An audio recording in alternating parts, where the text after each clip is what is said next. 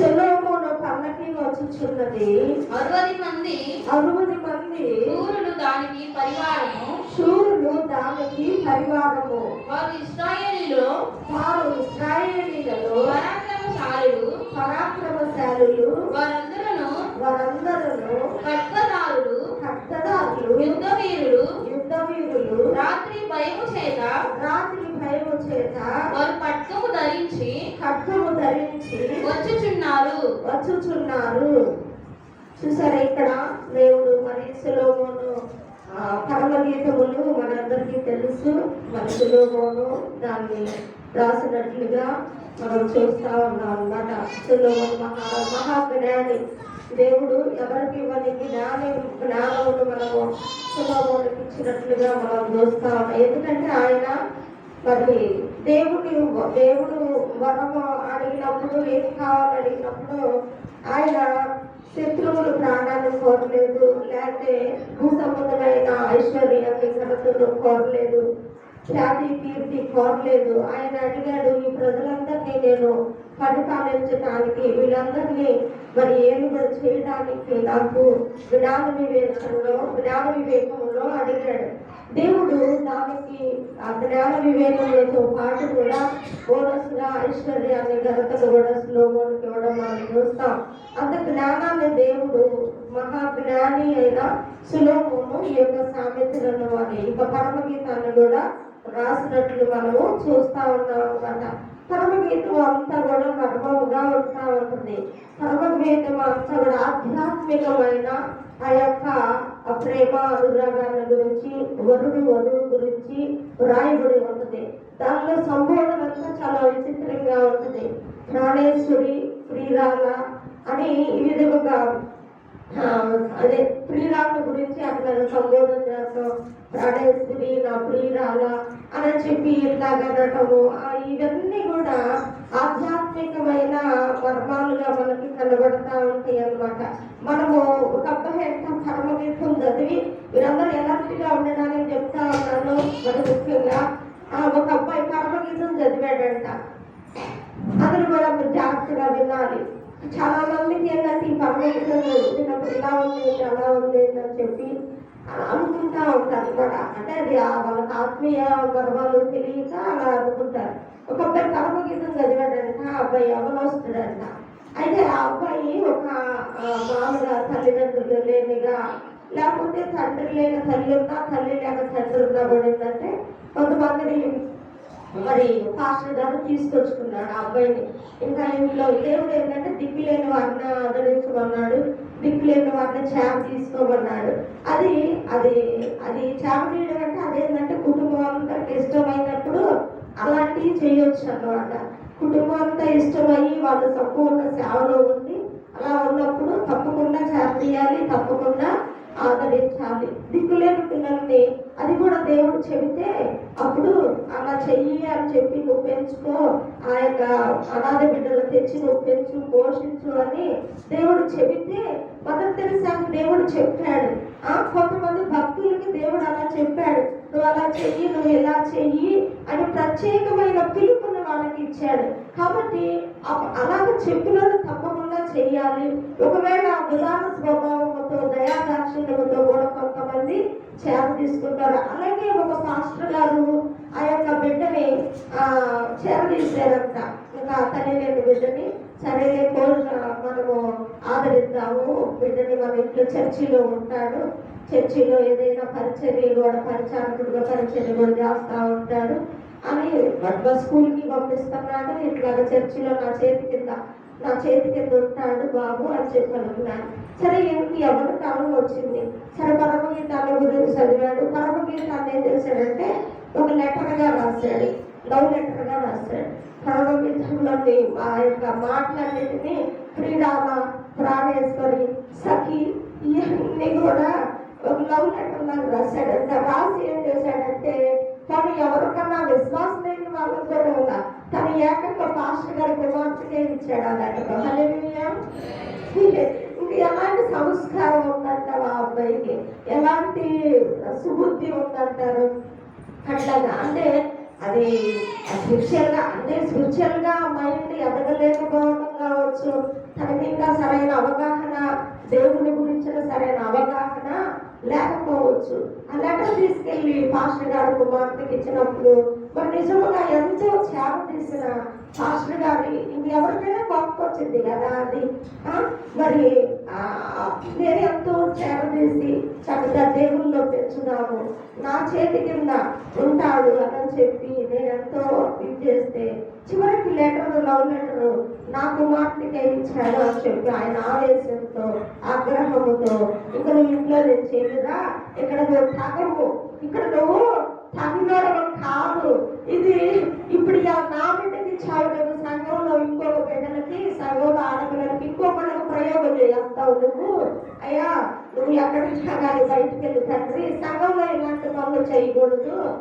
సంఘం బిడ్డలు దేవుడి కోసం, మరి ముఖ్యంగా దేవుడి బిడ్డలంగా ముద్రించుకున్న బిడ్డలు, దేవుడి పిల్లలు, సంఘంలో చేర్చబడిన పిల్లలు ఇలాంటి చిల్లరి పనులు, చీప్ మెంటాలిటీలు ఇలాగ ఉండకూడదు. అంతా ఇక్కడ దేవుడి పిల్లలు ఉండాలి, దేవుని మారు మనసు పొంది ఇలాంటి చిల్లరి పనులు అస్సలు చేయకూడదు అని చెప్పి ఇంకా ఆయన బయటకు పంపించేశారంట. ప్రేమల దేవుడు బిడ్డలాగా మరి అట్లా వర్ణన అలాగా ఉంటుంది అన్నమాట. కాబట్టి నేనే అందుకని చెప్పాను అన్నమాట ఆ యొక్క సొలొమోను పరమ గీతాల గురించి. అయితే ఈ యొక్క పరమ గీతంలో ఇప్పుడు మనం చదువుకున్నాం కదా 7వ వచనం, ఇదిగో సొలొమోను కళ్ళకి వచ్చుచున్నది, 60 మంది శూరులు దానికి పరివారముగా ఉన్నాడు. సొలొమోను మరి ఇక్కడ మనకి ప్రియుడుగా కనిపిస్తా ఉన్నాడు. మరి ప్రియుడు ఎవరు మనకి? యేసు ప్రభువారు అన్నమాట. ప్రియుడు మరి అక్కడ దాంట్లో కూడా ప్రియుడు అని చాలా సార్లు కనుగొంటున్నమాట. సొలొమోను ఇక్కడ ప్రియుడుగా ఉంటా ఉన్నాడు. మరి ఇప్పుడు ఆయన యేసు ప్రభు ప్రియుడు అంటే యేసు క్రీస్తు ప్రభు వారికి సాదృశ్యంగా మనం చూస్తా ఉన్నాం. శూలమ్మతి ప్రియురాలుగా కనబడతా ఉంది. శూలమ్మతి అంటే సంఘము ప్రియురాలుగా కనబడతా ఉంది. ఈమె మరి అక్కడ ప్రియుడికి ప్రియురాలకి జరుగుతున్న సంభాషణ అక్కడ మనకి కనబడతా ఉంది. అయితే సొలొమోను కొరకు ఒక పల్లకి వస్తా ఉందంట. పల్లకీలో ఎవరు కూర్చోబెడతారు? పెళ్లి కుమార్తెను కూర్చోబెడతారు. పల్లకీలో మరి పెళ్లి కుమార్తెను తీసుకొని వస్తా ఉన్నారు అనమాట.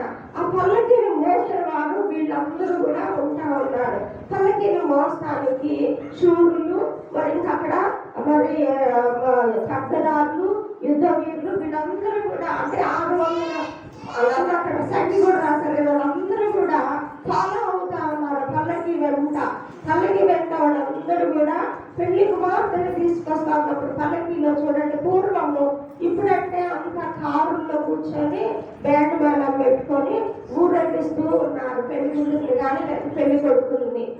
అప్పుడు ఇదివరకు పూర్వం దినాల్లో రాసు దినాల్లో పల్లకీల్లో వాళ్ళని ఊరేగించేవాడు అనమాట. పల్లకీల్లో వాళ్ళని కూర్చోబెట్టి మరి ఊరేగింపు చేస్తూ ఉండేవాడు అనమాట.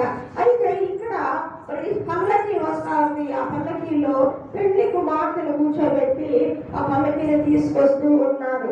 ఆ పల్లకీని తీసుకొస్తూ ఉన్నప్పుడు ఆ పల్లకి చుట్టూ ఎంతో మంది ఫాలో అవుతున్నారంట, 600 మంది. అంతే కదా, పెళ్లి కుమారుడు పెళ్లి కుమార్తె బ్యాండ్ మేళమే వెళ్ళిద్దా అందరూ కూడా ఫాలో అవుతారు. చుట్టాలు, బంధువులు, ఊరి జనము అందరూ కూడా ఊరేగింపులో పాల్గొంటూ ఉంటారు. అదే విధముగా ఇక్కడ కూడా 600 మంది పరివారము వాళ్ళని ఫాలో అప్ చేస్తూ ఉన్నారనమాట. అయితే ఈ విధముగా మరి పల్లకి ప్రియమైన దేవుడు పెట్టారా మనం చెప్పుకుంటా ఉన్నాము. ప్రియుడు ఇక్కడ మరి యేసుక్రీస్తు ప్రభువారని, అలాగే ప్రియురాలు శూలమ్మతి సంఘము అని చెప్పుకుంటా ఉన్నాము. పల్లకి పెళ్లి కుమార్తె సంఘము, పల్లకి సంఘముగా మనకి కనబడతా, సంఘానికి సాదృశ్యంగా పల్లకి కనబడతా ఉంది. అయితే ఈ పల్లకిని అయితే వాళ్ళు దారి మార్గంలోనంట దొంగలు రాకుండా, పెళ్లి కుమార్తెను అపహరించకుండా, పెళ్లి కుమార్తెని కానీ లేకపోతే దారి దోపిడి వాళ్ళు ఎవరు అందరూ కూడా అందరూ కూడా పెళ్లి కుమార్తెను ఫాలో అయ్యే వాళ్ళందరూ ఏం చేస్తారు? పట్టు వస్త్రాలు ధరించి నగలు బాగా పెట్టుకొని మనకి ఏమేమైతే ఉంటాయో వాళ్ళ ఆభరణాలన్నీ కూడా పెట్టుకొని పెళ్లి కుమార్తెని పల్లకీని ఫాలో చేస్తా ఉంటారు. అయితే మరి వీళ్ళందరి దగ్గర నగలు ఉంటాయి, డబ్బులు ఉంటాయి, అన్నీ ఉంటాయి. అయితే దారిలో మరి దొంగలు వస్తారని వీళ్ళందరూ ఏం చేశారంట, వాళ్ళందరూ ఎవరెవరు ఉన్నారంట, దొంగలు వస్తే కొట్టడానికి శూరులు, ఖడ్గదారులు, యుద్ధ వీరులు, పరాక్రమశాలులు వీళ్ళందరూ కూడా అక్కడ ఉన్నారంట. ఎవరు దొంగలు వస్తే వాళ్ళని కొట్టడానికి, దొంగలు వస్తే వాళ్ళని అడ్డుకోవడానికి వీళ్ళందరూ కూడా ఉంటారు. వారు 60 మంది శూరులు దానికి పరివారము, వారు ఇశ్రాయేలీయుల పరాక్రమశాలులు అంట.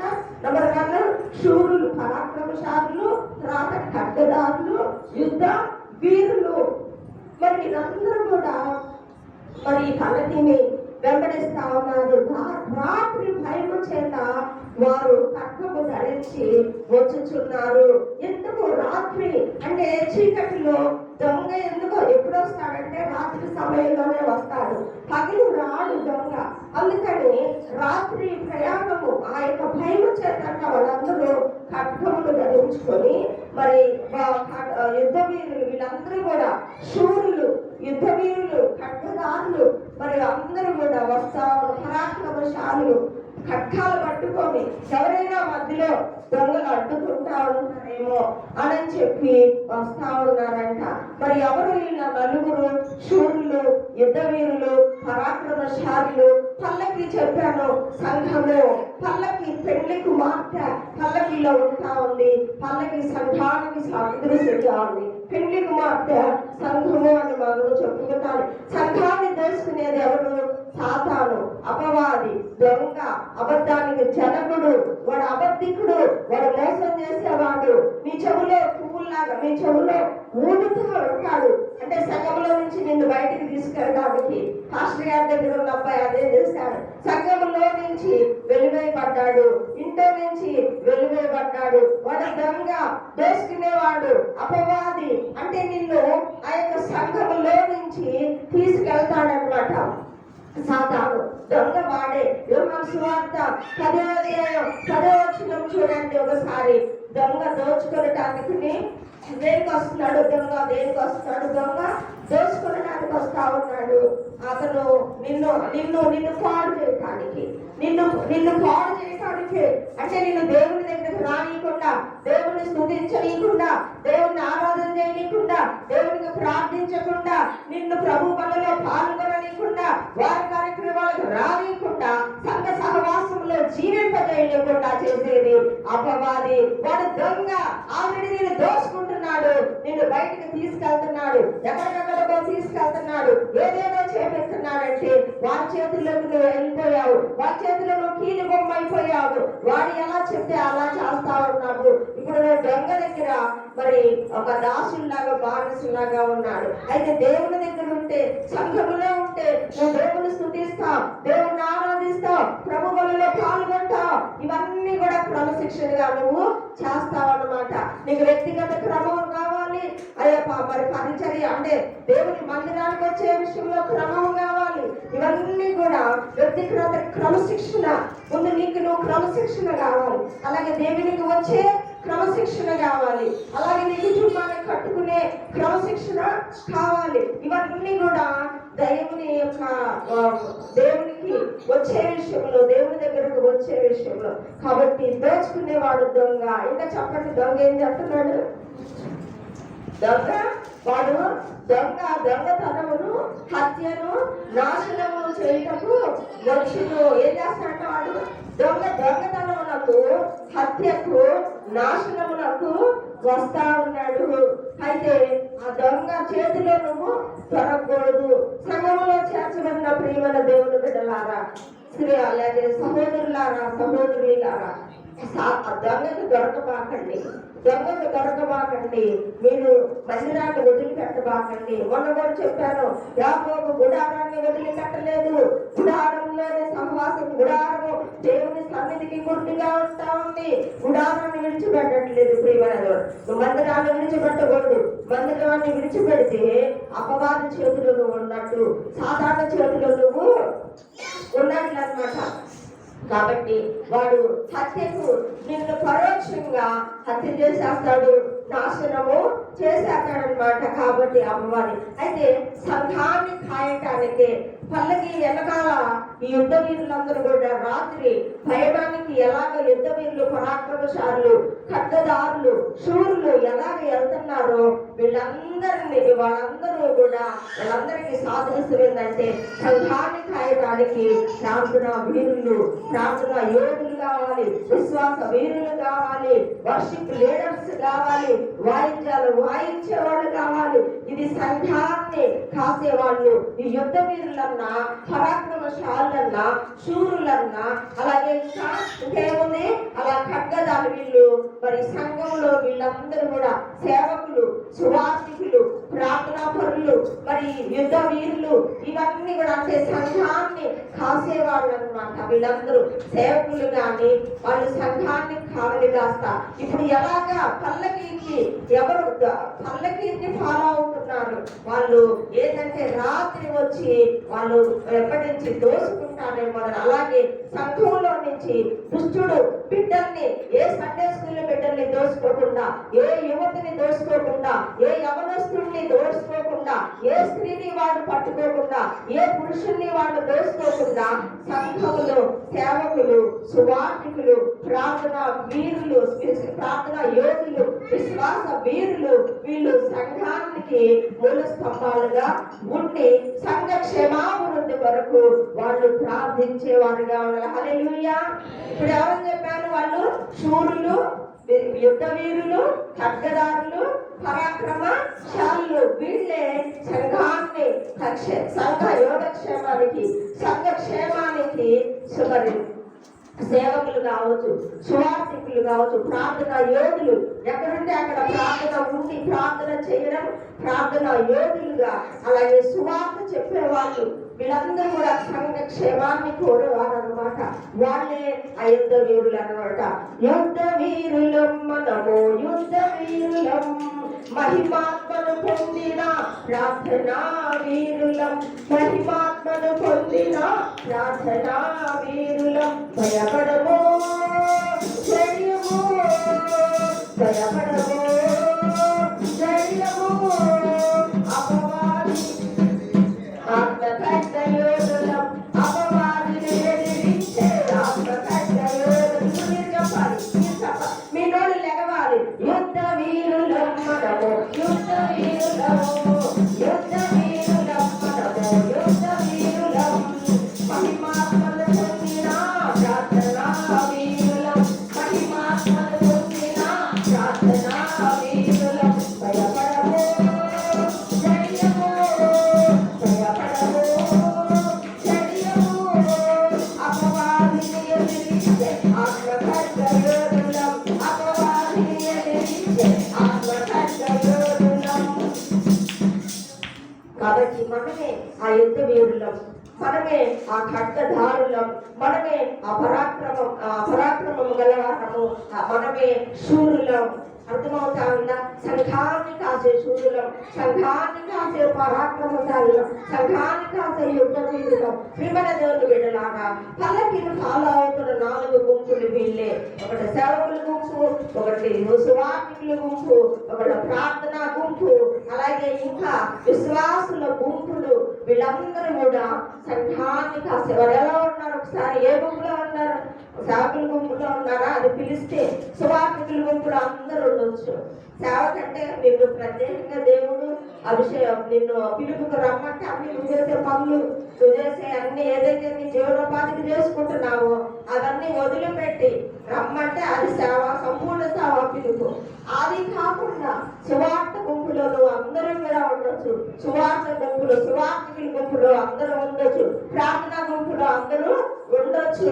మరి విశ్వాసుల వీరుల గుంపులో అందరూ కూడా ఉండవచ్చు అన్నమాట. మరి ఈ విధముగా మనం అపవాదిని ఓడించాలంటే ఈ 4 గుంపులలో కూడా ఐక్యత ఉండాలి. హల్లెలూయా. కాబట్టి ఐక్యతగా ఉండి మనము ప్రార్థించినప్పుడే సాతాను కోటగోడలు కూలిపోతా ఉంటాయి అన్నమాట. మనందరికీ తెలుసు స్తుతుల చేత ఏం జరిగింది? ఎరుకో కోటగోడలు కూల్చివేయబడ్డాయి అన్నమాట. దేవుడు చెప్పాడు ఎరుకో కోటలు కూల్చబడడానికి ఒక సూత్రం చెప్పాడంటే అవి ఏ మాత్రం కూడా మీరు ఎంత బలిష్టమైన వాటిని తీసుకొచ్చి, బుల్డేజర్లు తీసుకొచ్చి, ఎటువంటి బాంబులు పెట్టినా అవి పడవు చెయ్యవు అని చెప్పి. అందుకని దేవుడు యెహోషువ నాకు ఒక ఉపాయం చెప్పాడు. ఆయన సాగిలి పడ్డాడు, ప్రభువా మేము ఎరుకొని ఎలా దాటాలి, ప్రభువా మేము ఈ సమస్య ఎలా దాటాలి, ప్రభువా మేము ఈ పర్వతం ఎలా దాటాలి, ఈ సమస్యలో నుంచి మేము ఏంటి బయటపడాలి. ప్రియమైన దేవుడు, మనకున్న సమస్యను మనమే చూసుకుంటే, మన కళ్ళతో చూసుకుంటే అది పర్వతం లాగే కనపడింది. కానీ అది నువ్వు దేవుని వైపు చూపిస్తే, దేవునికి చూపిస్తే, దేవుని దగ్గర పెట్టినప్పుడు అది ఆవగింజలాగా చిన్నదైపోయింది. హల్లెలూయా. మనకున్న సమస్యను మనమే చూసుకుంటాం. దాని చుట్టూ మన ఆత్మ దాని చుట్టూ తిరిగింది అన్నమాట. మనకి ఏదైనా ఒక సమస్య ఉందంటే ఆ సమస్య ఉంటే మన మనసంతా తిరుగుతూ ఉంటుంది. ఇక దేవుని కంటే కూడా మన సమస్య ఉంటే ఆ మనసు, మన ఆత్మ అన్ని తిరుగుతూ ఉంటే, అది నువ్వు దేవుని వైపు చూసినప్పుడు ఆ సమస్య నీకు నలుసులా కనపడింది. కానీ ఆ సమస్య వైపే నువ్వు చూసినప్పుడు అది నీకు పర్వతం లాగా కనిపించింది అనమాట. అందుకని ఎరుకో కోటలో ఒక సమస్య వచ్చింది. అయ్యా ఎలాగ ఎరుకొని దాటాలి, ఆ గోడలు ఇంత బలిష్టంగా ఉన్నాయే, దాని ప్రాకారమే ఇంత బలిష్టంగా ఉంది, ఎలా మేము దాటుకోవాలి, ఇంత బలిష్టమైన ప్రాకారాన్ని మేము ఎలా పడగొట్టాలి, ఎలాగా దాటి మేము అవతలికి దాటి వెళ్ళాలని చెప్పినప్పుడు యెహోషువ సాగిలి పడినప్పుడు దేవుడు చెప్పిందనే 7 రోజులు తిరగండి, ఒక్కొక్క రోజు 7 సార్లు, ఒక్కొక్క రోజు ఒక్కొక్కసారి తిరగండి, రోజుకి ఒకసారి ఎరుకో పట్టణం చుట్టూ స్తోత్రము చేస్తా తిరగండి, 7వ రోజు 7 మార్లు తిరగండి అన్నాడు. ఇప్పుడు టోటల్ ఎన్నిసార్లు తిరగాలి చెప్పాలి జ్ఞానవంతులు, బైబిల్ జ్ఞానం ఉన్న వాళ్ళు, బైబిల్ తెలివైన వాళ్ళు చెప్పాలి. హల్లెలూయా. చెప్పాలి. ఒక పరీక్ష పెట్టాడు. ఇప్పుడు ఒక్కొక్క రోజు ఒక్కసారి తిరగమన్నాడు దేవుడు. 7వ రోజు 7 సార్లు తిరిగాడు ఎరుకో పట్టణంలో. మొత్తం టోటల్గా 7 సార్లు తిరిగాడు ఇశ్రాయేలు ప్రజలు ఎరుకోకు. ఎవరు చెప్పింది? 13 ఎవరు చెప్పింది? క్లాస్ పట్టండి. కాబట్టి 6 రోజులు 6 సార్లు తిరిగారు. రోజుకొకసారి చొప్పున 6 సార్లు, 6 రోజులు 6 సార్లు చెప్పారు. 7వ రోజున 7 సార్లు, 6 7 13 అయినారు. కాబట్టి ఆ యొక్క తిరిగినప్పుడు స్తుతిస్తా స్తోత్రం చేస్తా, 7వ రోజు మరి అతి గంభీరంగా ఆ యొక్క ఆర్తనాదాలు చేస్తా, బాకానాదాలు ఊదుతా, మహాశబ్దంతో మహాధ్వనితో మరి ఇజ్రాయేల్ ప్రజలందరూ కూడా ఆ విధంగా స్తోత్ర గానములు చేసినప్పుడు ఎరుకో కోటలు ఏం చేసినాయి అంటే వాటంతటా అవే ఏం చేసినాయి, కూలిపోయినాయి అన్నమాట. మరి ఎంతో మంది శాస్త్రవేత్తలు కూడా ఇంత బలిష్టమైన గోడలు ఎలా కూలినాయి అని కూడా పర్యాటకులు వెళ్ళి వాటిని పరిశోధన చేస్తా ఉన్నారంట. తీరా మనం బైబిల్ గ్రంథం చదివిన వాళ్ళకి అప్పుడు అర్థమైందంట ఏమని, అవి స్థుతిలో చేస్తే ఎరుకో కోట గోడలు కూలిపోయినాయి అని చెప్పి వాళ్ళు అర్థమైంది. కాబట్టి ప్రియమైన దేవుని బిడ్డలారా, మనము కూడా ఆ విధంగా స్తుతిస్తే ఆర్భాటముతో ఆరాధన చేసేటప్పుడు చప్పట్ల కొట్టమంటే కొంతమంది చేతులు కట్టుకుంటా ఉన్నారు. అక్కడ స్తుతించడం ద్వారా, ఆరాధించడం ద్వారా ఎరుకో కోట కూడా కూలిపోయినాయి. అలాగే మనం స్తుతించడం ద్వారా, ఆరాధించడం ద్వారా, మన స్వరయెత్తి గంభీరంగా దేవుణ్ణి ఆరాధించడం ద్వారా మనకున్న సమస్యలన్నీ పటాపంచలైపోతాయి. హల్లెలూయా. అది సంఘ సమస్య కావచ్చు, వ్యక్తిగత సమస్య కావచ్చు, అది ఏదైనా కావచ్చు. అది సంఘ సమస్యలు ఉంటాయి, వ్యక్తిగత సమస్యలు ఉంటాయి, గ్రామ సమస్యలు ఉంటాయి, దేశ సమస్యలు ఉంటాయి, రాష్ట్ర సమస్యలు ఉంటాయి. అంతేగా రాష్ట్ర సమస్యలు ఉండదాకా రాజధాని కోసం పోరాటం మనకి మందిర సమస్యలు, అలాగే వ్యక్తిగత సమస్యలు, ఇవన్నీ కూడా ఎరుకో కోట కూలిపోవాలంటే మనందరము కూడా వాళ్ళలాగా స్తుతించాలి, వర్షిప్ బాగా చేయాలి, నిలబడి చేయాలి, ఎక్కువసేపు జప్పట్లు పట్టుకుంటే ఇట్లా నుంచి నేను చూసి ఆనందం చేసేటప్పుడు చేతులు కట్టుకొని ఇట్లా నుంచుంటా ఉన్నారనమాట.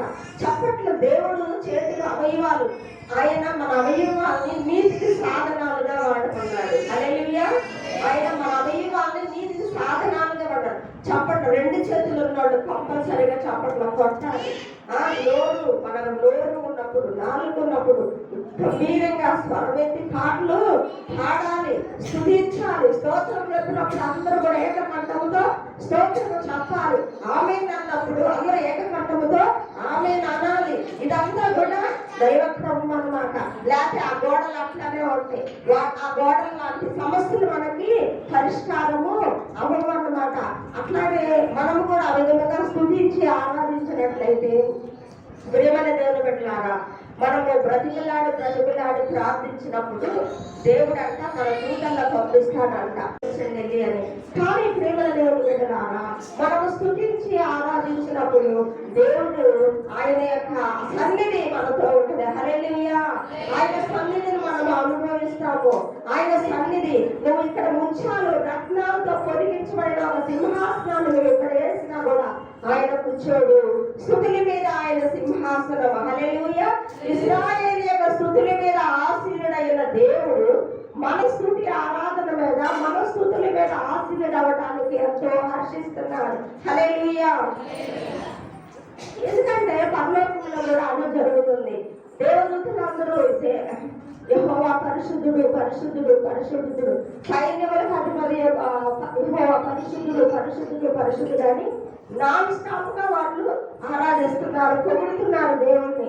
ప్రభువు పరిశుద్ధుడు పరిశుద్ధుడు అయ్యాము, పరిశుద్ధుడు అయ్యా, ఓ సైన్యములకు అధిపతిగా యెహోవా అయ్యాము, పరిశుద్ధుడు అయ్యా, సృష్టికర్తలు అయ్యాము, సృష్టికి మూల పురుషుడు అయ్యా అని చెప్పి నోటిలో సంవత్సరం కలుగు చేశారు. ఈ విధంగా ఆయన్ని పొగుడుతూ ఉన్నారంట. పొగుడుతూ నాన్ స్టాప్ గా ఆరాధిస్తా ఉన్నారంట. ఒక టీం అంటే ఒక టీం అంటే ఆగితే ఒక టీము అలా ప్రార్థిస్తా ఉన్నప్పుడు ఆయన మరి ఆయన సన్నిధి దిగి వచ్చింది. అక్కడ రాస్తా ఉంటారు అన్నమాట.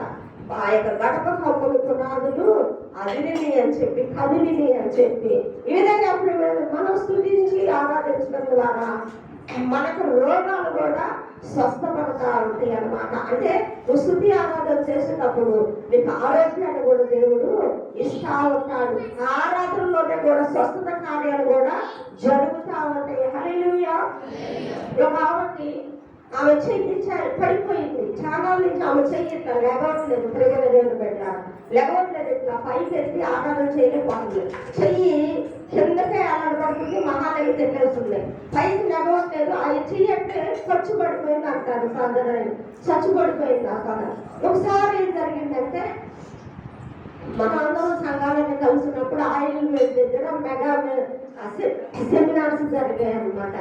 ఆయుర్వేద సెమినార్ జరుగుతా ఉన్నప్పుడు 4 రోజులు ఇంకా అక్కడే మీటింగ్ డే అండ్ నైట్ ఇలాగే వర్షిప్ జరుగుతూ ఉందన్నమాట. వర్షిప్ జరుగుతూ ఉంటాయి. అగస్టిన్ గారు అని చెప్పి ఆయన గెస్ట్ గా వచ్చారు. దాదాపు 4 మంది సేవకులు వచ్చారు. దేవ సహాయం గారని ఇంకా అట్లా కొంతమంది సేవకులు వచ్చారన్నమాట. అందరి పేరు విక్కవేలు పాలప్రసాద్ గారు వీళ్ళందరూ కూడా వచ్చారు సేవకులుగా. ఒక్కొక్క పూట ఒక్కొక్క మెసేజ్. ఇలాగా అందరు కలిసి వర్షిప్ జరుగుతా ఉంది. అందరి చేతులు దాదాపు గంట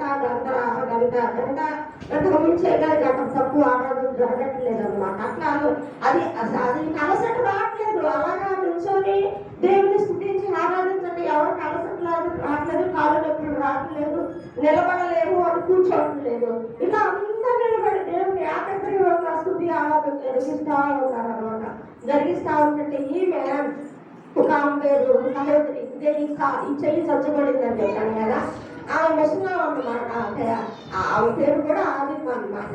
అంటే అప్పుడు ప్రేమపర్వంలో సంఘ సభ్యురాలు ఆవిడ అన్నమాట. ఇప్పుడు పెద్దోళ్ళు చచ్చిపోయి ఉంటారులే. ఇంకా ఆమె చెయ్యి ప్రభువా, అందరూ చేతులెత్తి ఆరాధిస్తున్నారు ప్రభువా, అందరూ చేతులెత్తి నిన్ను ఆరాధన చేస్తున్నారు ప్రభువా, నేను చెయ్యి ఎక్కలేకపోతున్నాను ప్రభువా, నేను చెయ్యి పైకి లేకపోతున్నాను ప్రభువా, నా చెయ్యి లెగవట్లేదు ప్రభువా, నేను కూడా చెయ్యి ఎత్తి నిన్ను ఆరాధించాలి ప్రభువా, చెయ్యి ఎత్తి ఆరాధించాలి ప్రభువా అని చెప్పంట. చెయ్యి ఎత్తడానికి ట్రై చేస్తుందంట. నా చెయ్యి లేకుండా ప్రభువా, దేనికి వాడతాను? నిన్ను ఆరాధించడానికి వాడతా. అంట్లు తవ్వడానికి కాదు. హల్లెలూయా. అంట్లు తవ్వడం తప్పు కాదు. చేతులెత్తి ఆరాధించడం కూడా నేర్చుకోవాలి. హల్లెలూయా. ఆమె ప్రభువా, నా చెయ్యి నువ్వు లేపు, నిన్ను చేతులెత్తి ఆరాధిస్తాను ప్రభువా అని చెప్పి ఆమె ప్రార్థన చేసుకుంటూ ఆరాధనలోనంట చెయ్యి ఇలా దేవుడు యేసు ప్రభు వారి కాలంలో మోచకాళ్ళ వాళ్ళు, మోచ చేతుల వాళ్ళు లేచిపోయారు. అలాగే నిన్న నేడు నిరంతరము ఏకరీతిగా ఉన్నాడు మన దేవుడు. అలాగే ఆ దినాల్లో చేసిన దేవుడు ఈ దినాల్లో కూడా చేస్తాడు. అయితే ఆ విశ్వాసం వచ్చింది. ప్రభువును చెయ్యి ఆరాధిస్తానంది. హల్లెలూయా. నువ్వు నాకు చెయ్యెత్తి నిన్ను ఆరాధిస్తాను ప్రియమైన దేవుడు బిడ్డలారా. కాబట్టి ఆమె వెంటనే చెయ్యి స్వస్థపరిచాడు దేవుడు అవర్షికులు. నేనంటే ఈనాడు చిన్న చిన్న బలహీనతలు ఉన్నా నువ్వు ఎక్కువసేపు ఆరాధనలో మనం గడిపావంటే, ఎక్కువ మనం స్తుతించి ఆరాధించావంటే నీకున్న బలహీనతలు లయమైపోతావంటే అనమాట. నీకున్న బలహీనతలన్నీ కూడా నిన్ను వదిలిపెట్టి దూరం అయిపోతా ఉంటాయి అనమాట. యెహోవా రాఫా స్వస్థతనిచ్చును, యెహోవా రాఫా స్వస్థతనిచ్చును. భయము లేదు నాకు, భయము లేదు, భయము లేదు నాకు, భయము లేదు, భయము లేదు నాకు, భయము లేదు, భయము లేదు నాకు, భయము లేదు. ప్రభు నామమే నా జయమే, ఆయనను స్తుతించెదను. ప్రభు నామమే నా జయమే, ఆయనను స్తుతించెదను. యెహోవా రాఫా స్వస్థతనిచ్చును, యెహోవా రాఫా స్వస్థతనిచ్చును. భయము లేదు నాకు, భయము లేదు, భయము లేదు నాకు, భయము లేదు, భయము లేదు నాకు. ప్రభు నామమే నా జయమే, యెహోవా షాలోమ్ శాంతినిచ్చును, యెహోవా షాలోమ్ శాంతినిచ్చును. చాలా మంది కుటుంబాల్లో శాంతి లేదంటారు. నా భార్య వల్ల నాకు శాంతి లేదు, నా భర్త వల్ల నాకు శాంతి లేదు, నా బిడ్డల వల్ల నాకు శాంతి లేదు, మనశ్శాంతి లేదు, మాట వినక మనశ్శాంతి లేదు అంటారు అనమాట. నువ్వు ఆయన్ని స్తుతించి ఆరాధించు, నీకు మనసు శాంతి. ఒకసారి సర్వేపల్లి రాధాకృష్ణమూర్తి గారు ఆయన రెండవ రాష్ట్రపతి, ఆయన సర్వేపల్లి రాధాకృష్ణమూర్తి గారి దగ్గరికి వెళ్ళి ఒక ఆయన అన్నాడంట, అయ్యా నాకు మనశ్శాంతి లేదయ్యా, నాకు మనశ్శాంతి లేదు. అది కుటుంబ సమస్యలు కావచ్చు, సామాజిక సమస్యలు కావచ్చు, ఉద్యోగుల సమస్యలు కావచ్చు, మనం చేసే పని పాటల దగ్గర సమస్యలు, అయ్యా నాకు మనశ్శాంతి లేదయ్యా అని చెప్పి అసలు సర్వేపల్లి రాధాకృష్ణమూర్తి గారి దగ్గరికి వెళ్ళాడంట ఒక అతను. వెళ్ళి అయ్యా నాకు అని తన కోడేదో చెప్పుకుంటా అన్నాడు. ఆయన చేసిన పని ఏంటో తెలుసా? ఆయన కుర్చీలో నుంచి లేచి ఇంట్లోకి వెళ్ళి ఒక చిన్న పుస్తకం తీసుకొచ్చి ఇచ్చారంట. తీసుకొచ్చి సహోదరుడా, ఇదిగో నువ్వు ఈ బుక్ చదువు, ఈ బుక్ చదివినప్పుడు నీకు మనశ్శాంతి తప్పకుండా ఉంటుందని చెప్పి ఆయన చెప్పాడని. ఆ బుక్ ఏంటో తెలుసా? న్యూ టెస్టిమెంట్ అంటే నూతన నిబంధన బుక్ తీసుకొచ్చి ఆ యొక్క వ్యక్తికి ఇచ్చినప్పుడు ఆయన ఆ బుక్ చదివి చాలా మనశ్శాంతి పొందుకొని వచ్చి తర్వాత కూడా వచ్చాయన, అయ్యా నువ్వు నిజంగా నాకు ఏ బుక్ నాకు సరిగ్గా తెలియదు, కానీ ఈ బుక్ చదవడం ద్వారా నేను ఎంతో మనశ్శాంతి నాకు దొరికింది. మరి ఇందులో యేసు ప్రభువు గురించి రాయబడి ఉంది అని చెప్పి ఆయన కూడా మరి నిజంగా వాళ్ళందరూ చాలా మంది దేవుని బిడ్డలారా బైబిల్ ఫాలో అయ్యారు, కానీ వాళ్ళు ప్రత్యేకంగా పబ్లిక్ గా బాప్తిసాలు తీసుకున్న వాళ్ళు ఎంతో మంది ఉన్నారు.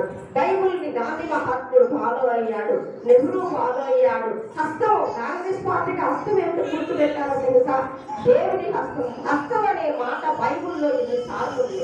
దేవుని హస్తం నీకు తోడయ్యను గాక, దేవుని హస్తం నీకు తోడయ్యను గాక, దేవుని హస్తం నీకు తోడయ్యను గాక. హస్తం అనే గుర్తు వాళ్ళు ఎందుకు పెట్టారో తెలుసా? వాళ్ళు బైబిల్ ఫాలో అయ్యారు, నెహ్రూ ఫాలో అయ్యాడు, గాంధీ ఫాలో అయ్యాడు. వాళ్ళ యొక్క పార్టీకి హస్తం అని గుర్తు పెట్టారు. హల్లెలూయా. కాబట్టి ప్రియమైన దేవుడు వాళ్ళు ఫాలో అయ్యారు, కానీ ప్రత్యేకంగా ఇది ఒక బాప్తిస్మం అనేది తీసుకొని ఒక మతంలాగా వాళ్ళు ఒక దేవుణ్ణి వాళ్ళు ప్రకటన చేయలేదన్నమాట. కాబట్టి ఈ యొక్క సర్వేపల్లి రాధాకృష్ణమూర్తి గారు కూడా ఆ యొక్క బుక్ ని తీసుకొచ్చి ఆయనకి ఇచ్చినప్పుడు ఆయన కూడా మనశ్శాంతిని పొందుకున్నాడన్నమాట. యెహోవా షాలోమ్ శాంతినిచ్చును, యెహోవా షాలోమ్ శాంతినిచ్చును. శాంతిదాత నా శాంతిదాత, శాంతిదాత నా శాంతిదాత, శాంతిదాత నా శాంతిదాత, శాంతిదాత నా శాంతిదాత. ప్రభు నామమే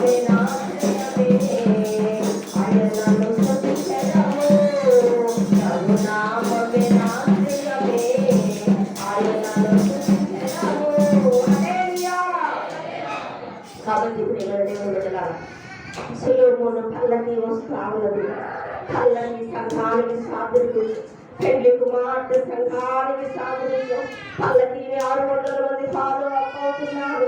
యుద్ధ వీరులు, శూరులు, పరాక్రమశాలు, ఖడ్గ వీరులు వీళ్ళందరూ చెప్పాను. వీళ్ళందరూ దేనికి?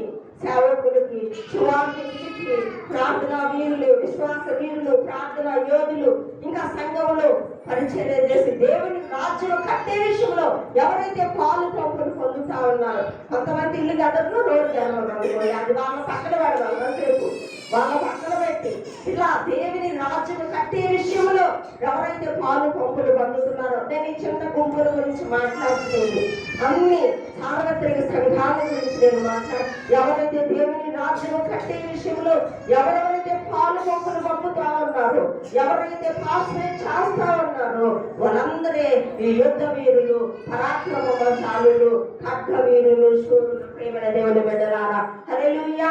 మీరు కూడా పాల్గొంటే మీరు యుద్ధ వీరులే, మీరు పరాక్రమశాలులే, ఖడ్గ వీరులే. హల్లెలూయా. మరి చూడండి, యెహోషువ పాత్రుడు ఏం చేశాడు? మొట్టమొదటిగా ఆయన మీదకి ముగ్గురు వచ్చారంట. ముగ్గురు దాడులు చేయడానికి ఆయన రాజ్యం మీద. యెహోషువ దినవృత్తాంతాల గ్రంథం 20వ అధ్యాయం, దినవృత్తాంతాల గ్రంథం 20వ అధ్యాయం 27వ వచనం చూడండి. మరి ఆయన మీదకి మోయాబీలు, అమ్మోనీయులు, ఆయన 3 గుంపులు వారు ఆయన మీదకి వచ్చి ఉన్నారన్నమాట. మరి ఆ వచ్చినప్పుడు ఆయన ఎలాగ వాళ్ళని జయించాలి, వాళ్ళని ఎలాగ వాళ్ళు, ఈయన గుంపు చిన్నదే, ఈయన సైనికుల గుంపు చిన్నదే, ఈ సైనికుల గుంపు చిన్నదే, ఎలాగ వాళ్ళందరినీ జయించాలి? 3 తెగల వారు, 3 గుంపుల వారు వస్తున్నారు కదా, 3 గుంపుల వారిని మరి ఆయన ఎట్లా జయిస్తాడు? అలా అన్నప్పుడు దేవుడు యెహోషువ పాత్రుడు చెప్పిన మాట ఏంటంటే, ఇదిగో యెహోషువ పాత్రుడు నీకెంతమంది సైన్యులాగా ముందు వాళ్ళందరినీ, గాయకుల్ని, వర్షిప్ లీడర్స్ ని, వర్షిప్ చేసే వాళ్ళందరినీ కూడా ముందు లైన్లో ఉంచు, ముందు లైన్లో ఉంచి వాళ్ళని స్తోత్రం చెప్పించు అని చెప్పి గాయకులందరినీ కూడా ముందు లైన్, అసలు ముందు లైన్ యుద్ధానికి ముందు భయం కదా, ముందు యుద్ధ పోరాటంలో ముందు లైన్ నుంచోబెట్టుకున్నాడు. చదవండి 20వ అధ్యాయం 21వ వచనం. 2 దినవృత్తాంతాల 1వ దినం. నేనేం చెప్పాను? 2 దినవృత్తాంతాలు చెప్పలేదా? 2 దినవృత్తాంతాలు 21వ వచనం. ఓకేనా? చదవమాట. మరియు అతడు జనులను హెచ్చరించగా చేసిన తర్వాత యెహోవాను స్తుతించుటకు గాయకులను ఏర్పరిచి వారు పరిశుద్ధ అలంకారమును, చూడండి, పరిశుద్ధ అలంకారములు ధరించి సైన్యముల ముందర నడుచుచు యెహోవా కృప నిరంతరముండును, ఆయనను స్తుతించుడి అని స్తోత్రం చేయడం వారిని నియమించెను. హల్లెలూయా. ఇక్కడ మనం మాట్లాడుతున్నాం, ఏం చేశాడంట యెహోషువ? మరి ఆ యొక్క 3 సైన్యములను జయించడానికి వాళ్ళు ఎవరంటే అమ్మోనీయులు, మోయాబీలు, సేయీరు మన్యవాసులు. వీళ్ళు 3 రాజ్యాలు, అంటే ఒక రాజ్యం మీదకి 3 రాజ్యాలు వచ్చేసాయి అన్నమాట. ఆల్రెడీ మనకి యుద్ధాలు జరుగుతూ ఉన్నాయి, ఇజ్రాయెల్కి అది దేశాలు జరుగుతూ ఉంది, అలాగే మరి అమెరికా, రష్యా, ఇవన్నీ యుద్ధాలు ఆల్రెడీ జరుగుతున్నాయి. ఇక్కడ కూడా ఇజ్రాయెల్ యొక్క రాజ్యం మీదకి 3 రాజ్యాల వాళ్ళు వచ్చారన్నమాట. ఈ రాజ్యాల వాళ్ళు వచ్చినప్పుడు యెహోషువ పాత్రుడు ప్రార్థన చేసినప్పుడు దేవుడు ఇలా చెప్పాడు, నువ్వు సైనికుల ముందు ఎవరిని నిలబెడతావంటే గాయకుల్ని నువ్వు నిలబెట్టు. మరియు అతడు ఆ యొక్క యెహోవా కృప నిరంతరంగా ఉండదు, యెహోవాను స్తుతించుటకు గాయకులను ఏర్పరిచి వారి పరిశుద్ధాలంకారములు ధరించి సైన్యము ముందర మరి యెహోవా కృప నిరంతరము ఉండును అని చెప్పి ఆ విధముగా స్తోత్రము చేసినప్పుడు వాళ్ళంతా వాళ్ళ యుద్ధంలో వాళ్ళకి ఏమొచ్చింది? జయం వచ్చింది. ప్రియమైన దేవుని బిడ్డలారా, ఇక్కడ గాయకులు చేసేవాళ్ళు, స్తుతించేవాళ్ళు, మరి గాయకులుగా ఉన్నవాళ్ళు అక్కడ ఒక మాట రాశాడు, అది కూడా మీరు గమనించాలి. వారు ఏం చేశారు? పరిశుద్ధ అలంకారములు ధరించుకొని. హల్లెలూయా. మరి దేవునికి పరిశుద్ధ అలంకారములు ధరించుకొని మనము ఏం చేయాలి? దేవునికి పరిశుద్ధాలంకారములు ధరించుకొని మనం నమస్కరించాలి. ఇక్కడ పాటలు పాడేవాళ్ళు పరిశుద్ధంగా ఉండాలి, ప్రార్థించే వాళ్ళు పరిశుద్ధంగా ఉండాలి, సువార్త చెప్పేవాళ్ళు పరిశుద్ధంగా ఉండాలి. ఎవరైతే మనం ఇప్పుడు వీరుల గురించి పరాక్రమం గురించి చెప్పుకున్నామో అది సేవకులు, విశ్వాసులు, విశ్వాస వీరులు, ప్రార్థన యోగులు, వీళ్ళందరూ గుర్తులు చెప్పుకున్నాం. వీళ్ళందరూ ఎలా ఉండాలంటే పరిశుద్ధంగా ఉండాలి. హల్లెలూయా. మనం ఇప్పుడు పరిశుద్ధంగా మనం ఉండకుండా, పరిశుద్ధంగా మనం జీవించకుండా వెళ్ళి ఎవరికైనా సువార్త చెప్తే వాళ్ళకి ఎక్కదు అన్నమాట. వాళ్ళంటే నువ్వు చూసుకో అంటారు. హల్లెలూయా. అందుకని అక్కడ దేవుడు స్పష్టంగా రాయించాడు, ఈ యొక్క పాటలు పాడేవాడు ఆయనను స్తుతించడం, ఆయన గాయకులను ఏర్పరచి యెహోవాను స్తుతించుటకు గాయకులను ఏర్పరచి వారికి సైన్యము ముందర నడుచుచు యెహోవా కృప నిరంతరము. అయితే వారు ఏం చేయాలి? పరిశుద్ధాలంకారాలు ధరించుకోవాలి. పాట పాడుతున్నావా? నువ్వు పరిశుద్ధంగా ఉండు. పాటలు పాడే తలాంతులు ఇవ్వడం దేవుడు ఇస్తాడు. అయితే పరిశుద్ధంగా ఉండి పాడు. అప్పుడు నువ్వు పాడే పాట ఇతరులని కదిలించింది. హల్లెలూయా. ఏం చేస్తుంది? నువ్వు పాడుతున్నప్పుడు, నువ్వు పరిశుద్ధంగా ఉండి పాడుతున్నప్పుడు నువ్వు ఆ పాట ఇతరులని తాకింది, ఇతరులను కదిలించింది. అలాగే ప్రార్థిస్తున్న నీ నోరు కూడా పరిశుద్ధంగా ఉండాలి. ప్రార్థించే నోరు అపవిత్రమైన మాటలు మాట్లాడకూడదు, బూతులు మాట్లాడకూడదు. ఎందుకంటే ఆ పెదవులతో మనము ప్రార్థిస్తున్నాం, నాలుగుతో దేవుణ్ణి మనం స్తుతిస్తున్నాం. కాబట్టి పరిశుద్ధాలంకారములు కంపల్సరీ. అది తప్పనిసరిగా పరిశుద్ధత ఉండాలి. ప్రతి ఒక్క వ్యక్తికి, ప్రార్థించే వ్యక్తికి, పాటలు పాడే వ్యక్తి, ఉపదేశించే వాళ్ళకి, ఇంకా మీరు వచ్చే వాళ్ళందరూ కూడా పరిశుద్ధంగా ఉండాలి. ఇంకా అది రూపాంతరం చెందుతా ఉండాలన్నమాట. ఒక దినం అర్థం కాకపోవచ్చు, ఒక సంవత్సరం అర్థం కాకపోవచ్చు వాక్యం, తర్వాత సంఘంలోకి వచ్చే కొద్ది కూడా ఆ పరిశుద్ధత మన కథాలు ఏం చేయాలంటే కాపాడుకోవాలి. మనం లోకంలోనే ఉన్నాము, లోక మాలిన్యం మనకు అంటకుండా చూసుకొని మన పరిశుద్ధతను మనం ఏం చేయాలి? కాపాడుకుంటా ఉండాలి. బయట అంతా అయితే పరిశుద్ధంగా, లోకమంతా పరిశుద్ధంగా ఉండాలా? పరిశుద్ధంగా వాళ్ళకి ఏదో ఓదార్చండి. లోకం ఏమైనా పరిశుద్ధంగా ఉందా? మనం కూడా పరిశుద్ధంగా ఉంటే బయటికి వెళ్తే మన పరిశుద్ధత అలాగే ఉంటుంది. తెల్ల బట్టలు వేసుకొని అనుకుందాం, వాడు పక్కన నుంచి అది బండి స్పీడ్ గా పడుతున్నా, పక్కన బురదకుంటున్నా, బురదంతా వచ్చి మన మీద పడతా ఉంటుంది అనమాట. కాబట్టి లోకమంతా మలినముగానే ఉన్నది. అయితే దేవుడు చెప్తున్నాడు యాకోబులో, మీరు లోకంలో ఉన్నారు, లోక మాలిన్యం అనేది మీకు అంటకుండా చూసుకోమని చెప్పి దేవుడు చెప్పాడు. లోక మాలిన్యం అంటకుండా అదే పరిశుద్ధతను కాపాడుకోవడం అంటే అదే మనం పరిశుద్ధతను కాపాడుకోవాలి. ఇంకా మీకు చెప్పాలంటే మన దేవుడు బిడ్డలారా, నోవహు దినాల్లో, నోవహు కాలంలో నోవహు కుటుంబం ఒక్కటే ఉన్నది దేవుడిని అంగీకరించి. అదంతా కూడా అప్పుడున్న లోకంలో ఎవ్వరు కూడా దేవుని భయం లేని వారుగా ఉన్నారు. అందుకే కదా 40 రోజుల ప్రచండమైన వర్షాన్ని దేవుడు పంపించాడు, కోపం రగిలిపోయి. అంటే భయానకంగా ఉన్నారు ఆ ప్రజలంతా. మరి నేను అనుకుంటాను, అప్పుడు లోకమంతా అంత భయంకరముగా ఉంది, నరుని చేసినందుకు దేవుడే పశ్చాత్తాపడ్డానని 6వ అధ్యాయంలో రాయించాడు. నేను నరుని చేసినందుకు నేను ఎంతో పశ్చాత్తాపడుతున్నాను అని చెప్పి, అంటే భూమి మీద నరుణ్ణి చేసినందుకు నేను పశ్చాత్తాపడుతున్నానని దేవుడే ఆ మాట రాయించాడు. అంటే ఆ ప్రజలు అంత దుర్నీతిలో ఉన్నారు, అంటే అంత దుర్గంధ పూరితంగా ఉన్నారు, దుర్వాసనగా ఉన్నారు ఆ ప్రజలందరూ కూడా. అలాంటి సమయంలో, అలాంటి లోకం మధ్య, అలాంటి ప్రజల మధ్య నోవహు కుటుంబము ఎలా పరిశుద్ధంగా ఉంది. హల్లెలూయా. నోవహు ఒక భార్య, 3 కుమారులు, 3 కుమార్తెలు ఎలా పరిశుద్ధంగా ఉండగలిగారు మనం ఇప్పుడు అనుకుందాం. ఆ తరంలో ఆ జన్మ మధ్య, ఆ వక్ర జన్మ మధ్య, ఆ యొక్క భయంకరమైన ప్రజల మధ్య ఈ యొక్క నోవహు కుటుంబము ఎలా సాధ్యమైంది పరిశుద్ధంగా ఉండటానికి? ఇంకా అట్లాగే మనము కూడా సంఘములో చేర్చబడిన మనము లోకానికి వేరై ఉండాలి. అందుకే కుటుంబాన్ని, ఒక్క కుటుంబాన్ని ఓడలోకి తీసుకెళ్ళినట్లుగా అప్పుడు వాళ్ళ కుటుంబం ఒక్కటే పరిశుద్ధంగా కాబట్టి వాళ్ళ కుటుంబాన్ని దేవుడు నోవా కుటుంబాన్ని ఓడలోకి ఎక్కించాడు. తర్వాత వచ్చి ఎవ్వరు బతివిలంతా కూడా ఎవ్వరిని కూడా దయా దాక్షిణ్యం దేవుడు చూపించలేదు. హల్లెలూయా. నోవహు దినాల్లో జరిగినట్టే దేవుడు ఈ దినాల్లో కూడా మనుషులకు మాట్లాడాల్సిన దినాలు కూడా అలాగే ఉంటాయి అన్నాడు అనమాట. సంఘంలో చేర్చబడిన నీవు పరిశుద్ధంగా జీవించకపోతే, సంఘంలో చేర్చబడిన నీవు నీతిగా ఉండకపోయినట్లయితే ఎప్పుడు కూడా ఆ యొక్క సంఘము ఎత్తబడినప్పుడు సంఘముతో పాటు ఎత్తబడరు. మనకు తెలుసు స్టోరీ. ముందులేని కన్యకలు విడిచిపెట్టబడ్డారు. సిద్ధపడిన వారు పరిశుద్ధాలంకారాలు ధరించుకున్న వారు మాత్రమే ఎత్తబడతా ఉంటారు. హల్లెలూయా.